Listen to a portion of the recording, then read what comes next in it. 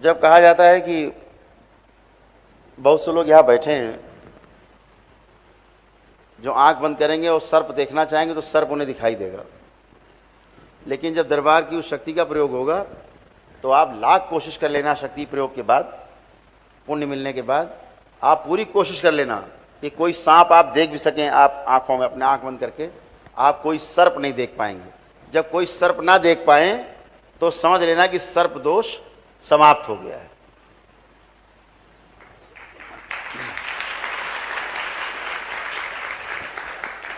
तो दरबार क्या करता है कि सभी को 3-3 रुद्राभिषेक के पुण्य का अंश देता है, जिससे आपके सर्पदोष और श्राप सब नष्ट होते हैं, और एक विष्णु सहस्त्र नाम के जप का पुण्य देता है। उससे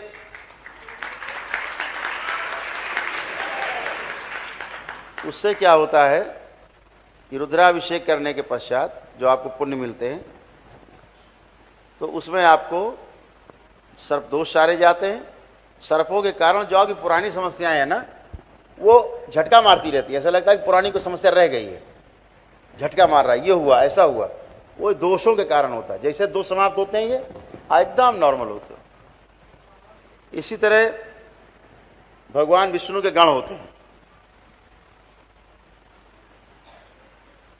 जिन्हें हम खिरात के नाम से जानते हैं, और अद्भुत व्यवस्था है प्रकृति में।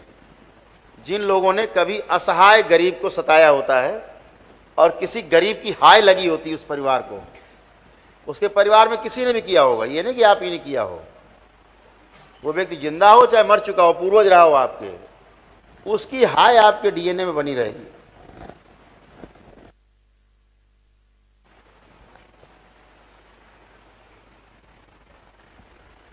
और कह भी गए कि हाय बड़ी गरीब की। हाय जिंदा नहीं रहने देती आदमी को, मरने भी नहीं देती, दोनों काम करती। और आपके यहां असाध्य रोग पैदा करती हाय, गरीब की हाय। और असाध्य रोग की जानकारी आपको तब होगी जब असाध्य रोग बन चुका होगा, यानी उसका इलाज नहीं होगा प्रकृति में, सृष्टि में, तो समझ लीजिए कि आपके यहां हाय है गरीब की। और ये भी अद्भुत है प्रकृति का नियम, जिसको हाय लगी होगी उसमें भगवान विष्णु के ही गण आते हैं उसके भोग काटने के लिए। हाय हाय का जो भोग है वो काटने के लिए भगवान विष्णु के गण जो है ना पहाड़ों से हैं, जैसे पहाड़, और जब तक वो रहते हैं तब तक आपका कुछ अच्छा होने वाला तो नहीं है। और भोलेनाथ का जो तंत्र है, शिव का जो तंत्र है, वो विष्णु चलता है, या ये कह लीजिए आन है कि शिव का तंत्र विष्णु के गणों पे नहीं चलाया जाता, इसलिए आप उनको किसी विधि से हटा नहीं सकते, मार नहीं सकते, प्रताड़ित नहीं कर सकते, आप उनका कुछ नहीं बिगाड़ सकते, पहली बात। दूसरी बात, वो आपको दिखते ही नहीं है। ये तंत्र मंत्र टोना टोटका जादू टोना करने वाले लोग, इनको पितर नहीं दिखाई देते, भगवान विष्णु के गण कहां से दिखाई देंगे।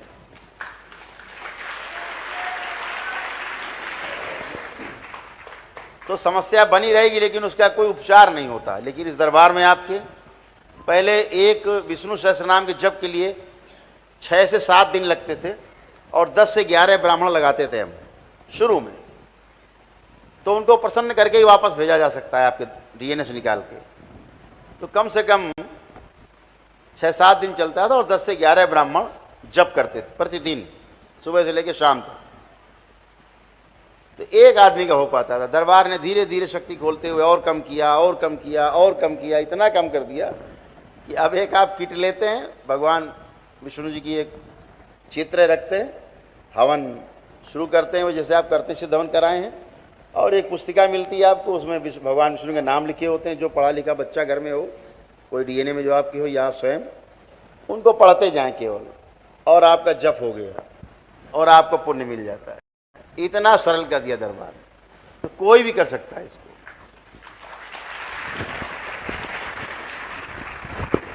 और जो लोग करने में सक्षम नहीं हैं, दरबार ने वो शक्ति भी खोल रखी है। आप भगवान विष्णु सहस्त्र नाम का पाठ करने में सक्षम नहीं है, आप पे धन नहीं है, या रुद्राभिषेक करने में आप सक्षम नहीं हैं, आप पे धन नहीं है, तो दरबार आपको अपनी ओर से पुण्य देता है, रुद्राभिषेक के भी और विष्णु सहस्त्रनाम के भी, और आप स्वस्थ होते हो, आपको कुछ नहीं करना होता। तो इसमें केवल सभी से आग्रह ये रहता है कि जो लोग करने में सक्षम हो वो अपने घर में कर लें। जब भी मौका लगे, 6 महीने में, साल भर में जब भी मौका लगे, इससे ज़्यादा न लगाए, क्योंकि दोष पालना उचित नहीं, वो आपको कष्ट रहेंगे, फिर कहीं न कहीं झटका मारेंगे।